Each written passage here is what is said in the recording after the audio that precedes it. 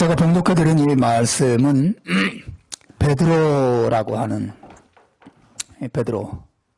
베드로라고 하는 사도가 지금의 터키 지역에 살고 있던 성도들에게 보낸 편지 내용 가운데 한 일부예요. 이 베드로는 이 본문 안에서 독자인 예수 믿는 사람들에게 이렇게 놀라운 말을 하면서 시작합니다. 만물의 마지막이 가까웠으니. 만물의 마지막이 가까웠다. 엊그제 국제뉴스를 본 기억이 나는데 어떤 단체가 2021년에 지구의 종말이 온다 그렇게 주장했다는 뉴스를 제가 봤습니다. 여러분 그런 뉴스를 보면 어떤 느낌을 가지세요? 지구의 종말이 온다. 사실 이 본문의 말씀이 그 이야기거든요. 만물의 마지막이 가까웠으니. 베드로가 그 말을 하고 있습니다. 확실한 것은 이 세상 만물은 영원하지 않다고 하는 거죠. 그렇죠. 여러분의 몸이 자꾸 변하고 세월이 지나면서 약해지고 병들고 그죠? 이 세상 모든 만물이 그와 같습니다. 만물은 영원하지 않아요. 만물의 끝이 있습니다. 그것도 확실한 일이죠. 성경은 만물의 마지막이 가까웠다 이렇게 말합니다. 여러분이 말씀을 들을 때 어떤 느낌을 가지시는지 모르겠어요. 이거 종말론자들의 광신자들의 공갈과 협박 아니야? 이렇게 느끼는 분도 계실 거고, 정말 예수님이 다시 재림해 오시고 세상에 종말이 오면 어떡하지? 이렇게 걱정하고 또 두려워하는 그런 마음을 가지시는 분도 있을 겁니다. 혹은 어떤 분들은 만물의 마지막? 그게 뭐야? 먹는 거야? 나는 지금 바빠 죽겠고 정신없이 사는데 현실 생활과 너무 동떨어진 이야기를 하시네. 만물의 마지막에 가까우든 말든 나가라 무슨 상관이야? 이렇게 생각하는 분이 계실 수도 있습니다. 근데 사실 베드로가 이 말을 하고 있는 것은 신자들을 공갈 협박하거나 공포심을 조장하기 위해서 이런 말을 하는 것은 아니에요. 도리어 이 말은 신자들에게 위로와 격려를 주고 용기를 주기 위해서 하는 말씀입니다. 왜냐하면 당시에 신자들은 많은 고난과 핍박 가운데 있었거든요. 그래서 만물의 마지막이 오면 이 모든 고난과 핍박이 이제 끝나고 하나님이 가져다 주시는 엄청난 축복 가운데로 들어가는 것을 의미하는 것이었기 때문에 이 만물의 마지막에 가까웠다라고 하는 말은 이거 어떻게 하지? 두려움을 주는 말이라기보다는 기대를 불러일으키고 소망을 불러일으키는 그런 표현이라고 말할 수 있어요. 실제로 우리 베드로가 쓴 이 편지의 맨 앞에 1장, 베드로전서 1장 13절에 보면 이런 말씀이 있어요. 그러므로 너희 마음의 허리를 동이고 근신하여 예수 그리스도에 나타났을 때에 너희에게 가져올 은혜를 온전히 바랄지어다. 보세요. 예수님이 나타났을 때 무슨 일이 일어난다고 말합니까? 그분이 너희에게 은혜를 가져올 것이다. 그리고 너희들은 그것을 온전히 바라는 마음을 가져라 이렇게 말하고 있어요. 여러분 만물의 마지막이라고 하는 것은 그냥 지구가 핵전쟁에 의해서 망하는 그런 마지막이 아니에요. 성경이 말하는 이 지구의 마지막은 예수님이 다시 오시는 날이에요. 여러분 세상은 절대 핵전쟁에 의해서 망하지 않습니다. 성경이 말하는 지구의 종말은 예수님의 오심으로써 망하는 거예요.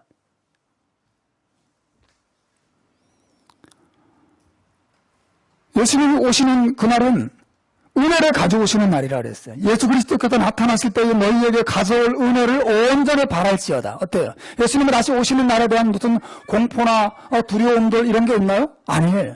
그날을 기다리고 있습니다. 바라고 있어요. 기대하라고 말하고 있습니다. 예수님이 다시 오시는 날 그분이 가져올 놀라운 은혜를 너희들이 바라고 사모하라 이런 말을 하고 있어요. 분위기가 부정적이지 않고 긍정적이죠. 그렇죠. 그날은 예수님께서 놀라운 은혜와 축복을, 선물을 가져오시는 날이에요. 그리고 그날에 예수님과 상관이 없는 자들은 다 자기들의 죄값을 받게 되겠지만, 예수님을 믿고 그의 은혜로 용서받은 모든 하나님의 백성들은 하나님이 예비하신 영원한 하나님의 나라를 상속받게 될 것입니다. 그리고 예수님을 믿는다는 이유로 그 당시나 지금이나 아무 이유 없는 핍박과 또 조롱과 멸시를 받은 많은 신자들이 예수님 오시는 그날 위로받고 칭찬과 존귀와 영광을 누리게 될 것이라고 성경은 약속하고 있어요. 그러니까 얼마나 좋은 날이에요. 예수님 오셔서 너 정말 고생했다, 너 정말 수고했구나, 눈물을 닦아주고 축복해 주시고 보상해 주시고 해주시는 날이 만물의 마지막이 오는, 예수님이 오시는 그날이 의미하는 바예요. 무엇보다도 여러분, 예수님이 다시 오시는 그날은 우리가 죄로부터 완전히 벗어나는 날이 될 것입니다. 여러분, 이 세상 얼마나 죄 때문에 어지럽고 더럽고 무질서하고 고통스럽습니까? 지구 역사상 전쟁이 없었던 적이 없었는데, 사실 저와 여러분들은 전쟁 없는 오랜 세월을 살았어요. 저만 하더라도 전쟁 없이 거의 50년 이상을 살았죠. 그래서 우리 평탄합니다. 종종 생각해요.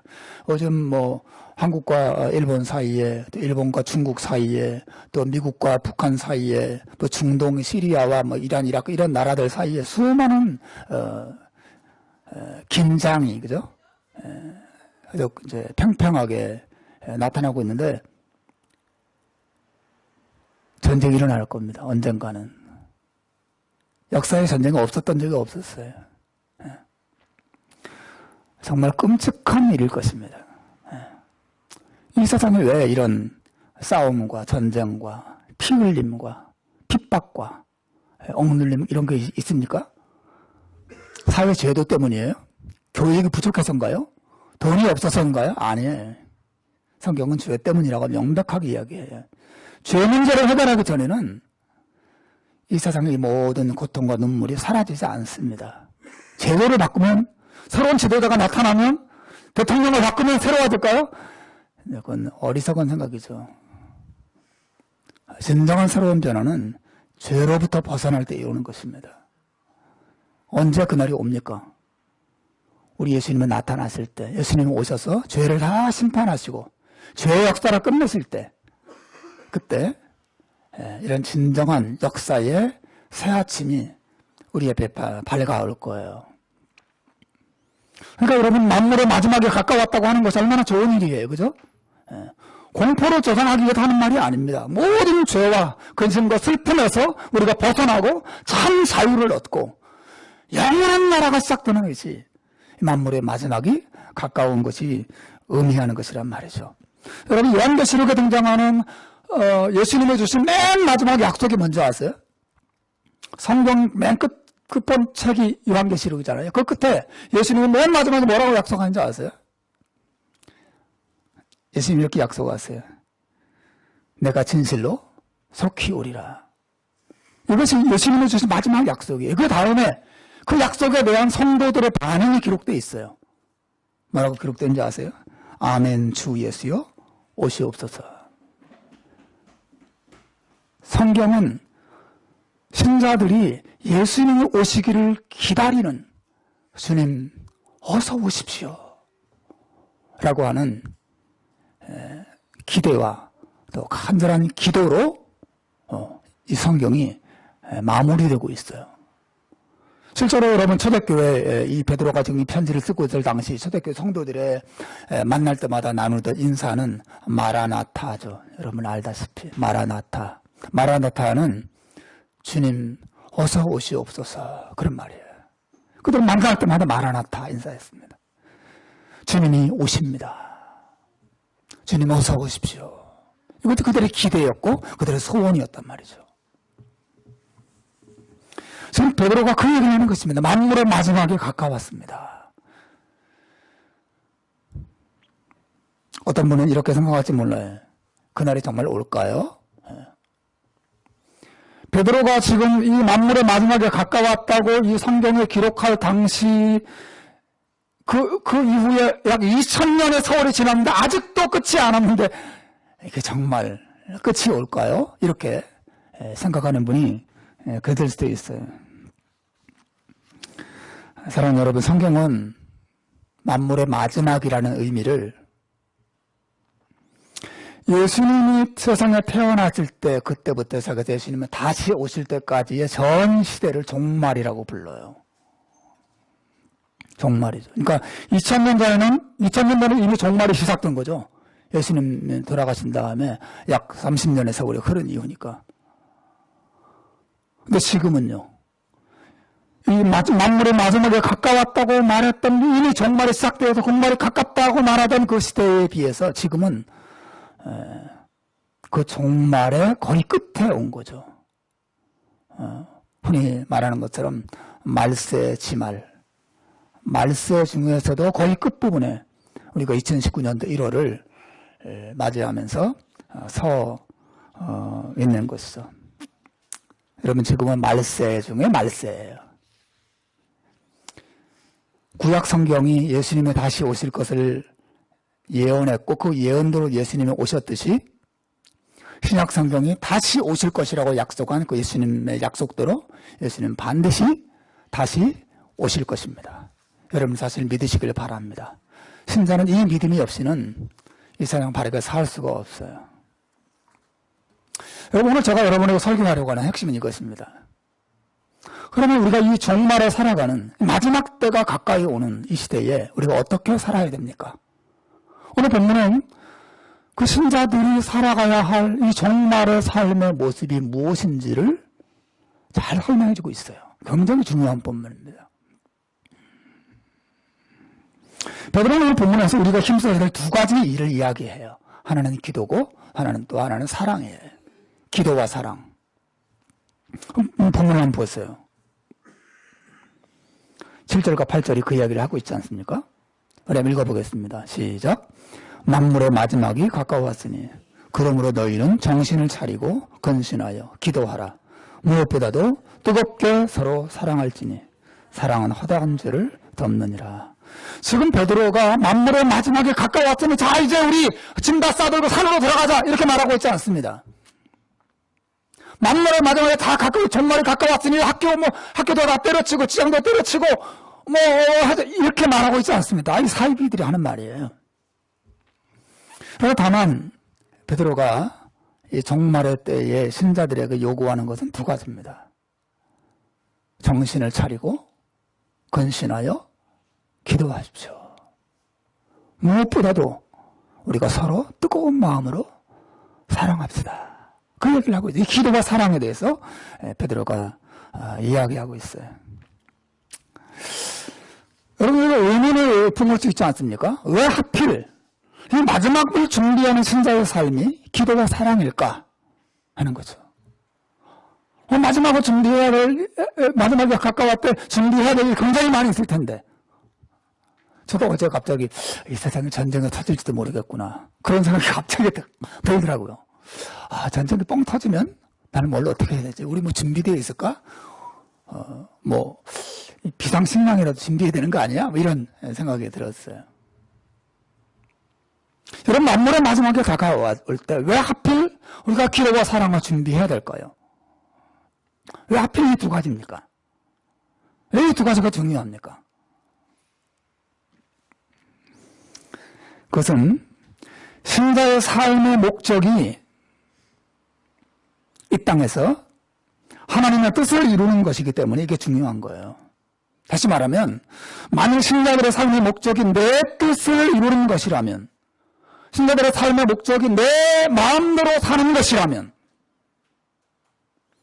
기도할 필요도 없고 사랑하며 살 필요도 없어요. 그렇지 않습니까? 여러분, 내 마음대로 살고 내가 하고 싶은 대로 살고 내 욕망을 위해서 사는데 기도가 뭐 필요해요? 사랑하며 살 필요가 뭐가 있습니까? 신자들의 삶의 목적이 내 뜻을 이루는 데 있는 게 아니라 하나님의 뜻을 이루는 데 있기 때문에 그 뜻을 이루는 데 있어서 이 기도와 사랑은 너무너무 중요한 요소라고 하는 이야기를 베드로가 하는 것이에요. 물론 예수 믿지 않는 사람들도 기도하죠. 그렇죠. 기도하면서 합니다. 하지만 그들의 기도는 다 자기의 뜻을 이루기 위한 기도예요. 다 자기 뜻을 이루기 위한 기도입니다. 또 불신자들도 서로 사랑해요. 그러나 그것 역시 하나님의 뜻을 이루기 위한 사랑은 아니에요. 하지만 잘 보셔야 됩니다. 신자들은 하나님을 아는 자예요. 신자들은 하나님을 사랑하는 자입니다. 신자들은 하나님께서 우리 자신을 이 세상에 보내준 목적이 있다는 것을 인정하는 자예요. 그럼 그렇죠. 목적이 있다고 믿어요. 신자들은. 그러므로 신자들은 하나님의 뜻에 관심을 두며 살아요. 물론 내 뜻도 중요하죠. 내 계획도 중요하죠. 그러나 신자들의 관심은 하나님의 나를 세상에 보내신 목적이 뭘까? 하나님의 나를 왜 이 시대에 살게 하셨을까? 하나님의 나를 왜 호주 땅에서 뿌리를 내리고 살게 하셨을까? 하나님은 왜 이 교회에 우리를 모이게 하셨을까? 하나님은 왜 나에게 믿음을 주셨을까? 여기에 관심을 갖는 자예요. 그리고 신자들은 그 하나님의 뜻을 생각하고 하나님의 뜻을 이루는 것이 거기에 최고의 선이 있다고 믿어요. 불신자들과 다른 점이 여기 있습니다.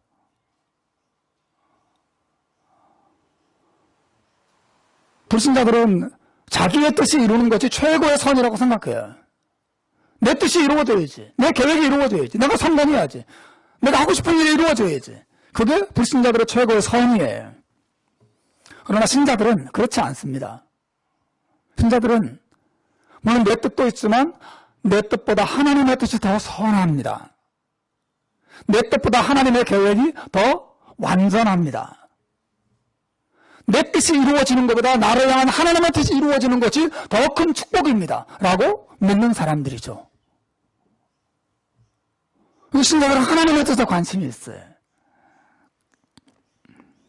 따라서 그분의 뜻이 이루어지기를 위해서 필요한 것이 뭐냐? 기도이고 또 하나는 사랑이에요.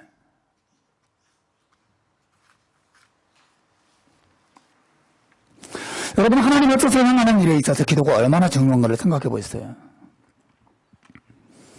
말씀드린 것처럼 내 뜻대로 살고자 하는 사람들에게는 사실상 기도가 꼭 필요 없어요. 기도하지 않아도 내 뜻대로 그냥 살면 되는 거죠. 또 어떤 사람들은 자기 뜻을 이루기 위해서 하나님을 이용하는 사람들도 있죠. 그러나 그것은 성경이 말하는 진정한 기도는 아닙니다. 진짜 기도가 아니에요. 가짜 기도예요, 사실은요. 여러분, 예수님께서 가르쳐 주신 기도의 내용이 뭐죠? 주기도문을 보시면 하나님의 뜻이 하늘에서 이룬 것처럼 땅에서도 이루어지이다. 이것을 기도하라고 주님이 가르쳐 주셨잖아요. 예수님께서 십자가에 돌아가시기 전에 겟세마네 동산에서 피땀 흘리면서 기도하실 때 뭐라고 기도하셨습니까? 하나님, 이 십자가의 고난이 내 곁에 지나가길 바랍니다. 그러나 내 뜻대로 마옵시고 아버지의 뜻대로 하옵소서. 이거 예수님의 기도였어요. 예수님이 친히 모범을 통해서 혹은 기도를 가르쳐 준 내용 속에서 하나님의 뜻을 앞세우는 기도를 우리에게 분명하게 가르쳐 주셨죠. 여러분, 제가 뭘 지금 설교하고 있습니까? 기도가 특히 이 마지막 시대를 살아가는 우리가 왜 기도해야 되는가? 기도가 왜 중요한가를 제가 여러분에게 지금 설명하고 있어요. 왜 그게 중요합니까? 기도하지 않고서는 하나님의 뜻대로 살 수 없기 때문에 그래요. 여러분, 기도는 이 하나님의 뜻대로 살 수 있는 힘이 공급되는 통로와 같아요. 여러분이 기도하지 않으면 하나님의 뜻대로 살 수 없습니다. 여러분 믿으세요? 공감이 되세요? 기도하지 않으면 하나님 뜻대로 살 수가 없습니다. 안 사라져요. 또 기도하지 않으면 하나님의 뜻을 이해할 수도 없어요. 잘 이해가 안 되고 깨달아지지가 않습니다. 이 기도는 하나님의 능력이 임하는 통로이고 하나님의 지혜가 임하는 통로이기도 해요. 이 기도할 때 이런 일들이 일어나는 것이죠.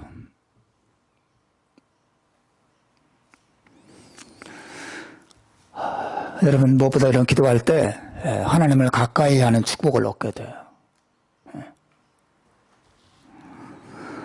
신명기 4장 7절에 보면 모세가 이스라엘 백성들에게 하나님 백성들의 기도를 통해서 어떤 축복을 얻는가를 이야기한 적이 있어요.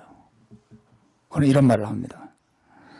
우리 하나님 여호와께서 우리가 그에게 기도할 때마다 우리에게 가까이 하심과 같이 그 신의 가까이함을 얻은 나라가 어디 있느냐. 하나님 백성들의 놀라운 특권은 기도할 때 하나님이 그 기도하는 그 사람, 그 백성들에게 가까이 가신다는 것입니다. 이 말은 좀 어려운 말이지만 우리가 기도할 때 우리 안에 신자들 안에 계신 성령 하나님께서 하나님의 친밀한 사랑을 느끼게 해주신다는 뜻이에요. 쉽게 말하면 우리가 기도할 때 하나님께서 우리에게 다가오셔서 내가 너를 얼마나 사랑하는지 아니? 너를 향한 내 사랑은 이루 말할 수 없단다. 이것을 정말 마음으로 느낄 수 있도록 해주신다. 그런 뜻이에요. 그래서 그분이 가까이 오세요. 저와 제 아내가 가깝겠어요? 멀겠어요? 예? 말을 안 해. 가깝겠어요? 멀겠어요? 가깝죠. 예. 당연히 가깝고. 근데 가깝더라도, 특별히 가깝게 다가갈 때가 있거든요. 예? 가까이 다가가서 허그를 해주고, 여보, 수고했어. 사랑해. 내가 당신 사랑하는 거 알지? 말해줄 때 훨씬 더 가까이 다가가는 거죠. 하나님은 우리에게 가까이 다가오신다는 것은 그분이 멀리 계실 때 있다가 점점 가까이 온다 그런 말이 아니에요. 우리를 향한 하나님의 사랑을 확인시켜주고 경험하게 하신다 그런 뜻이에요. 네. 기도할 때마다. 그래서 여러분 기도하면 그 신자는 하나님의 사랑을 알게 됩니다. 하나님의 사랑을 경험하게 돼요. 그래서 하나님을 사랑하게 되고 그래서 하나님의 뜻을 향할 수 있는 힘과 용기를 얻게 되죠. 그럼 마지막 때에 기도해야 되는 게 얼마나 중요한지 몰라요.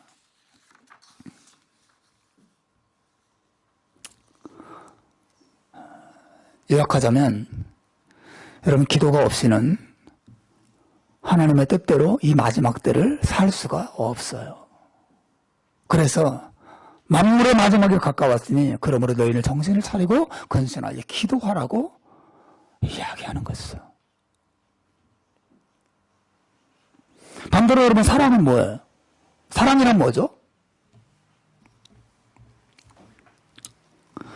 사랑은 한마디로 말하면 하나님의 뜻의 결정체예요. 하나님의 뜻의 핵심이 뭐예요? 사랑하라는 거거든요. 근데 이렇게 말할 수 있어요. 기도라고 하는 것은 하나님의 뜻을 알게 만드는 통로라면 사랑이라고 하는 것은 그렇게 깨달은 하나님의 뜻을 실천하는 것이죠. 여러분 기도와 사랑이 얼마나 중요한지 아시겠어요? 기도를 통해 우리가 하나님을 알게 되고 하나님의 뜻을 깨닫게 돼요. 그리고 그 하나님의 뜻을 향할 수 있는 힘을 얻게 됩니다. 그리고 사랑을 통해서 그 하나님의 뜻을 펼쳐나가는 실행에 옮기는 것이죠.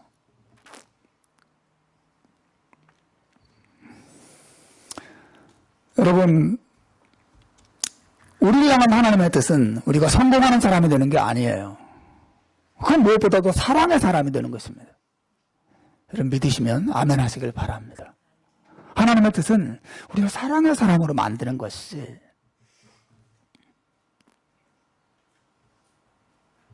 하나님의 목표는 올 한 해 동안 여러분의 것이 다 이루어지도록 만드는데 그런 무슨 신비한 능력을 주는데 하나님의 목적이 있는 게 아니에요. 올 1년 동안 여러분 다양한 환경 속에 여러분 훈련시키셔서 여러분을 향한 하나님 목표가 어디 있어요? 여러분을 사랑의 사람으로 만드는데 하나님 목표가 있어요.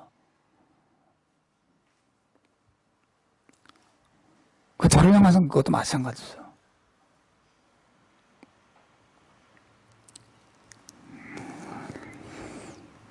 요한복음 15장 12절에 보면 예수님의 이런 말씀 나옵니다. 내 계명은 곧 내가 너희를 사랑한 것 같이 너희도 서로 사랑하라 하는 이것이니라. 예수님의 계명이에요. 예수님의 뜻입니다.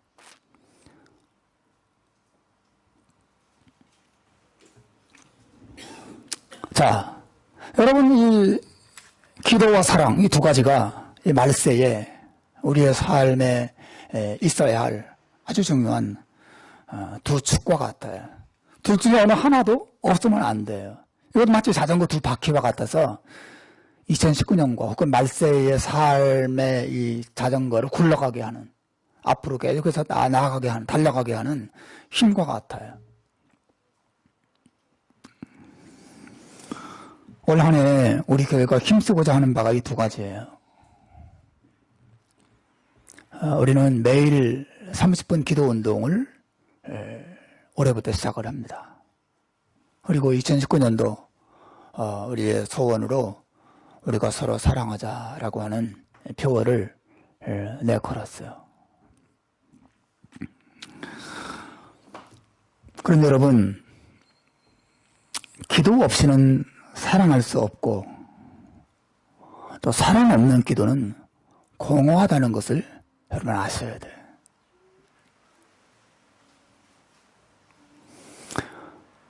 그러니까 기도하지 않고서는 사랑할 수 있는 힘을 얻을 길이 없어요. 안 됩니다. 우리의 본성과 너무 어긋나요. 그리고 기도할 수는 있어도 만약에 그 기도가 사랑의 실천으로 나타나지 않는, 사랑이 없는 기도만 있다면 공허한 것이고 의미 없는 것이죠. 하나님을 기쁘시게 하는 기도가 아니에요. 기도는 사랑을 낳아야 되고 사랑은 반드시 기도로 또 이어지도록 해야 하는 것이에요. 이것이 말세에 하나님의 백성들이 나타내야 될 아주 중요한 요소예요. 따라서 여러분, 오늘 본문에 주는 아주 중요하고 실질적인 교훈 두 가지가 있습니다. 첫째는 우리가 사랑하지 못하는 것은 기도하지 않기 때문이라는 점을 기억하는 거예요. 한번 따라서 합시다. 사랑하지 못하는 것은 기도하지 않기 때문이다. 여러분, 오늘날 교회가 세상 사람들로부터 많은 지탄의 대상이 되고 있죠. 교회가 서로 싸우고, 교회가 이루 말할 수 없는, 세상 사람들 볼 때에도 저 교회 맞아? 라고 하는 그런 평가를 받는 조롱거리가 되고 있어요. 사실 그 조롱거리가 되는 그 이유의 핵심 가운데 사랑의 부족이 있는 것이죠. 여러분, 베드로가 이야기하는 사랑의 모습은 구체적으로 어떤 거예요? 오늘 본문에 보면 사랑을 세 가지로 이야기해요. 이런 8절에 한번 보십시오. 무엇보다도 뜨겁게 서로 사랑할지니, 사랑은 뭐 한다고요? 허다한 죄를 덮느니라. 죄를 덮어주는 것이 사랑이라 그랬어요. 또 9절에 보면 뭐 하라고요? 서로 대접하기를 원망 없이 하라. 대답하다 보면 원망이 생기거든요. 저도 교회생 오래 하다 보니까 교회 식당 봉사를 네가 하니 내가 하니 왜 나만 이렇게 많이 하니 왜 이런 거 가지고 서로 원망하고 싸우는 경우가 너무 많습니다. 근데 서로 대접하기를 원망 없이 한다는 이거 사랑이에요. 또 10절에 보면 뭐라고 말합니까? 각각 은사를 받은 대로 하나님의 여러 은혜를 받은 선한 창기같이 뭐 하라고요? 서로 봉사하라. 여러분, 죄를 덮고 덮어주고 서로 대접하고 서로 봉사해주는 삶, 이게 성경이 말하는 사랑의 모습이거든요. 여러분, 서로 용서하고 서로 긍휼히 여기고 서로 세워주고 서로 인정해주고, 서로에게 자비와 긍휼을 베풀어주는 이런 삶이 얼마나 아름다운 것입니까? 이게 교회가 나타내야 될 모습인데요. 어째서 그런데 교회 안에 이렇게 사랑이 부족한 걸까요? 저는 제 자신에게도 이야기하는 중입니다. 왜 우리에게 이렇게 사랑이 부족한 걸까요? 왜 우리는 서로의 허물을 들추는 일을 더 좋아할까요? 왜 용서가 잘 안 될까요? 우리 왜 불평과 원망이 그렇게 많을까요? 왜 우리가 대접하는 것보다 대접받는 걸 더 좋아하는 걸까요? 그럼 왜 우리의 사랑이 이렇게 부족한 거죠? 그것은 기도의 부족과 맞물려 있어요. 여러분 기억하셔야 됩니다. 기도의 부족과 깊이 맞물려 있습니다. 왜냐하면 여러분 신자들의 사랑이라고 하는 것은 예수님의 사랑을 받아서 흘려보내는 사랑이거든요.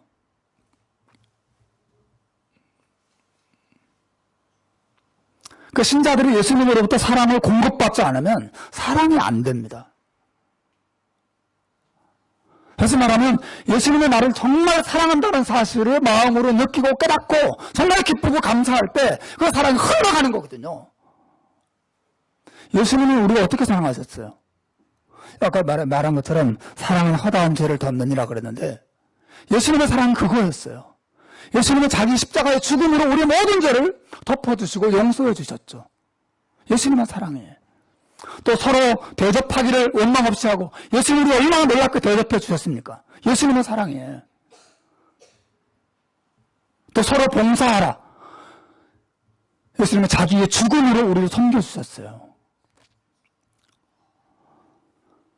여러분 이 모든 사랑의 오리지널 모델은 예수님이거든요. 그 예수님의 놀라운 은혜와 사랑을 맛보고 경험하는 비결이 어디로부터 있어요?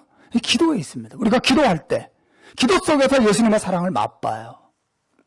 그리고 기도 속에서 예수님의 사랑을 경험하는 사람들은 그 사랑 때문에 다른 사람을 사랑하게 되는 거죠. 이 기도의 부족은 사랑의 부족으로 반드시 이어지게 되어 있습니다. 우리 옛날 우리나라 옛날 오래전 우리 선배들의 교회 생활을 보면 얼마나 사랑이 많은지 몰라요. 자기 모든 것을 아끼지 않고 서로를 사랑하고 섬기고 주님의 교회를 세워가고. 왜 그랬어요? 그리고 우리가 정자가 달라서 그런가요? 아닙니다. 그들은 기도 속에서 주님의 사랑을 너무 다 맛보며 살았어요. 그래서 사랑할 수 있었습니다.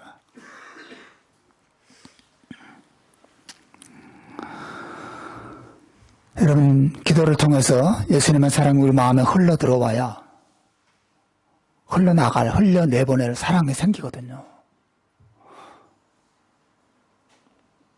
기도가 얼마나 중요한지 몰라요.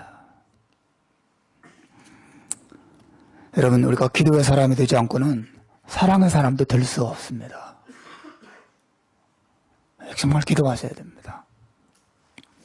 매일 30분 기도 운동 이거를 여러분 그냥 장난처럼 여기지 마시고 순종하는 마음으로 그냥 매일 한번 기도해 봐야지. 그 매뉴얼대로 혹은 뭐 매뉴얼 없더라도 혼자라도 매일 주님 앞에 엎드려서 기도하리라. 기도 속에도 예수님의 사랑을 경험하리라. 그러면 그 기도가 깊어지면 깊어질수록 여러분 분명히 사랑의 사람이 될 것입니다. 여러분의 가정 안에서, 직장 안에서, 하나님의 교회 안에서 하나님의 뜻을 이루는 사랑의 사람으로 여러분 세워지게 될 줄로 믿습니다. 이렇게 질문할 수 있어요. 그래서 사람들이 왜 기도하지 않을까요? 그래서 바로 오늘 본문에 붙여놓은 둘째 그 교훈인데요. 우리가 기도하지 않는 것은 사랑하지 않기 때문이라고 말할 수 있어요. 이게 무슨 뚱땅지 같은 말이냐. 다시 말해서 우리가 주님의 뜻대로 사랑하기 위해서 애를 쓰지 않기 때문에 기도하지 않는다는 거죠. 여러분, 우리는 기도하는 것만큼 살게 되고 사는 것만큼 기도하게 됩니다. 여러분은 주님 뜻대로 살려고 정말 애를 쓰고 내가 누군가를 사랑하려고 애쓰는 마음이 있으면 그 간절한 마음 안에서 그렇게 할 수 있도록 해달라고 기도하게 돼요. 우리가 이렇게 기도하지 않고도 넉넉하게 편안하게 아무 일 없는 것처럼 살아갈 수 있는 것은 우리가 주님 뜻대로 살아가려고 몸부림치며 살지 않기 때문에 그런 거예요. 사실은요. 열정을 다해서 살아가는 사람들은 열정을 다해서 기도하게 됩니다. 느슨하게 살아가는 사람들은 느슨하게 기도하게 되죠. 기도와 사랑은 그렇게 맞붙어 있어요. 우리의 기도가 이렇게 연약하고 빈약하고 열기가 낮고 한 것은 사실은 그만큼 주님을 향한 사랑 실천에 열심히 연약하기 때문에 나타나는 것이에요. 오늘날 신자들이 왜 기도하지 않습니까? 시간이 없어서요? 아닙니다. 2017년 9월달 현재 통계를 보면 대한민국 3,712만 명의 안드로이드 폰 사용자들이 평균 핸드폰을 사용하는, 모바일을 사용하는 시간이 하루 2시간 40분 이상이에요. 평균 시간입니다. 지금 2019년 1월 1일이니까 지금은 더 늘었겠죠. 줄지는 않았을 겁니다. 안드로이드 폰 사용하는 사람들만 그렇습니다. 애플폰 사용하는 사람은 또 다르겠죠. 하루 평균 2시간 이상, 2시간 40분. 예. 여러분, 사람들이 시간이 없어서 기도하지 않는 게 아닙니다. 절대로 아닙니다. 여러분, 그럼 기도하는 신자들은 시간이 남아서 기도하는 거라고 생각하세요? 아니에요. 그들이 시간이 남아서 기도하는 게 아닙니다. 주님 뜻대로 살고자 하는 마음이 있으면 기도하게 됩니다. 삶이 기도를 낳는 것이고 또 기도가 삶을 낳는 것이에요. 여기도 맞붙어 있어요. 우리 올 한 해 동안 다시 말하지만 30분 기도 운동을 매일매일 하려고 하는 거죠. 그저 구호 한번 외치자고 하는 게 아니에요. 저는 이것으로부터 우리 생활의 변화가 시작된다고 믿습니다. 여기로부터 시작될 거예요. 여러분 그 기도 쪽에 처음에는 조금 이거 뭐야 어떻게 하는 거야 잘 모르겠고 또 재미도 없이 느껴질 수도 있지만 천천히 5분을 지내고 10분을 지내고 하다 보면 천천히 마음속에서 예수님의 은혜와 사랑을 맛보는 경험들이 생길 것이고 그러면 기쁨이 생기고 그럼 주님 뜻대로 살고 싶어지고 또 주님 뜻대로 살고 싶기 때문에 그렇게 하기 위해서라도 또 기도하게 되는 이 선순환이 이 사랑과 기도와 사랑이 아름답게 맞물리면서 자전거 두 바퀴처럼 다 돌아가게 될 거예요. 이거 둘 중 하나만 스탑되잖아요. 두 개 다 올스톱됩니다. 만물의 마지막에 가까웠으니 그러므로 정신을 차리고 근신하여 기도하라. 무엇보다도 뜨겁게 서로 사랑할지니. 베드로의 이 교훈이 우리 신앙생활에 말세지말을 살아가는 우리에게 얼마나 중요한지 몰라요. 마지막으로 이야기를 하나 하고 마치겠습니다. 팀 켈러라고 하는 미국의 목사님이 계세요. 그분이 쓴 기도라고 하는 책이 있는데 베스트셀러예요. 여러분 기회 되면 꼭 한번 사보십시오. 팀 켈러의 기도 꼭 한번 사보십시오. 거기 보면 켈러 목사님이 자기 이런 고백을 합니다. 자기는 인생 후반부에 와서야 기도가 무엇인지 알게 됐다. 그런 고백을 합니다.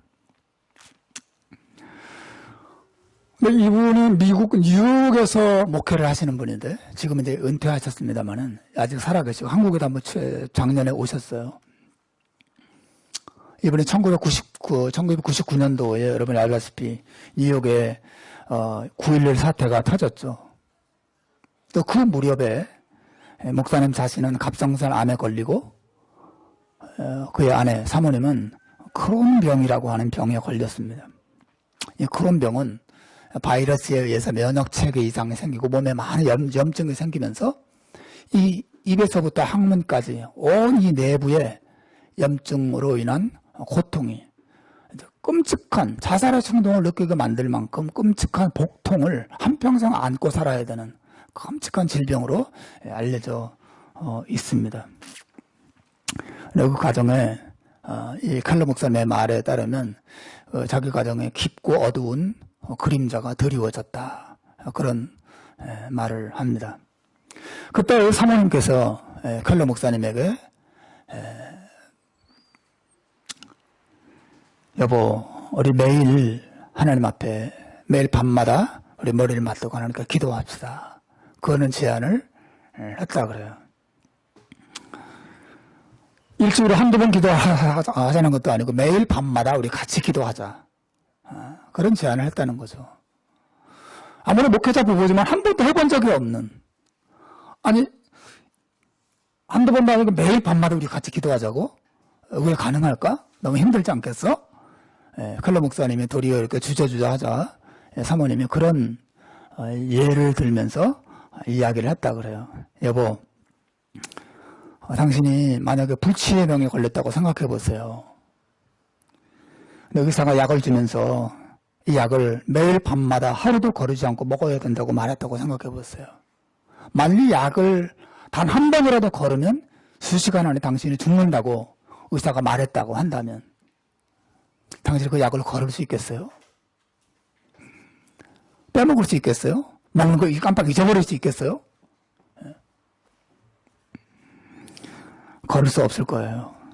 여보, 우리 부부가 이제 하나님께 기도하지 않으면 달리 방도가 없어요. 우리를 살기 위해서라도 매일 목숨을 걸고 매일 하나님께 기도해야 돼요. 이런 제안을 이 남편에게 했다 그래요. 그때 켈러 목사님이 그 이야기를 듣는 순간 마치 하나님의 음성을 듣는 것처럼 너무 강력한 도전이 자기에게 됐다는 고백을 합니다. 그리고 마음속에 확신이 들기를 기도 없이는 안 된다라고 하는 확신을 가지게 됐다 그래요. 기도 없이는 안 되는구나. 그날부터 이 두 분이 밤마다 머리를 맞대고 하나님 우리를 불쌍히 여겨주십시오. 우리 가정을 긍휼히 여겨주십시오. 저가의 사역을 계속할 수 있도록 해주십시오. 두 분이 밤마다 날마다 기도하면서 건강을 회복하고 또 가정이 회복되고 하나님의 교회가 부흥하는 것을 경험했다라고 하는 고백을 그 글에서 하고 있습니다. 사랑하는 여러분, 우리에게도 이런 확신이 필요해요. 기도 없이는 안 된다라고 하는 확신. 하나님의 뜻을 위해 살기 위해서라도 우리 기도해야 되고 또 기도하기 위해서라도 하나님 앞에 열심을 다해서 살아야 하는 만물의 마지막에 가까웠으니 그러므로 너희는 정신을 차리고 근신하여 기도하라. 기도 없이는 안 되지만 기도하면 될 줄로 믿으시길 바랍니다. 이 믿음을 가지고 2019년 기도하면서 사랑하고 또 사랑하면서 기도하는 하나님께 복을 많이 받는 저와 여러분들이 하나님의 교회가 되기를 주님의 이름으로 축원합니다. 기도하겠습니다.